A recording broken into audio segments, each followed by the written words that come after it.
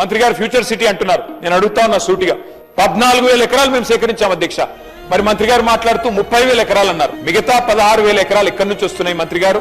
ఎక్కడి నుంచి 30,000 ఎకరాలని చెప్తా ఉన్నారు మీరు? ఇంకోటి మాట్లాడుతున్నారు అధ్యక్ష, మధ్యలో గ్రీన్ ఫార్మ్ అనట, చుట్టూ ఇళ్లు పెడతారట, అవతల జంతువులను పెడతారట, వంతారని వేస్తారట, జూ పార్క్ పెడతారట. ఇది ఏం ఆలోచన అధ్యక్ష? మాకు అర్థం కాక అడుగుతా ఉన్నాం. దయచేసి మంత్రి గారు నేను అడుగుతా ఉన్నా, it was conditional land acquisition. మీరు ఎన్నిసార్లు మిస్లీడ్ చేసినా కోర్టును గానీ ఫార్మా సిటీ మరి ఎక్కడైతే రైతుల నుంచి భూములు తీసుకున్నారో వారందరూ చూస్తా ఉన్నారు, వారు అన్ని వింటా ఉన్నారు.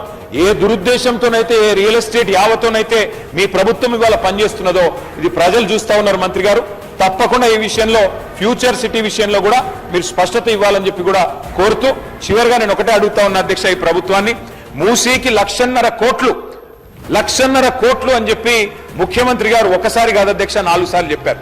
కానీ ఇక్కడ మంత్రి గారు డిపిఆర్ పెట్టకుండా దాచిపెడుతున్నారంటేనే మంత్రి గారు కేవలం 3,297 ఎకరాల గురించి ప్రస్తావన చేయకుండా దాని విలువ ఈరోజు మార్కెట్ లో 50 కోట్లు ఉంటుంది. కనీసం 1,50,000 కోట్ల భూములను కొల్లగొట్టడానికే మూసీ ప్రాజెక్టు. ఆ దోపిడీకి మేము వ్యతిరేకం తప్ప మూసీ పునరుజ్జీవనానికి కాదు. మూసీలో ఎస్టీపీలు కట్టింది మేము, మూసీకి గోదావరి నీళ్లు తెచ్చింది మేము.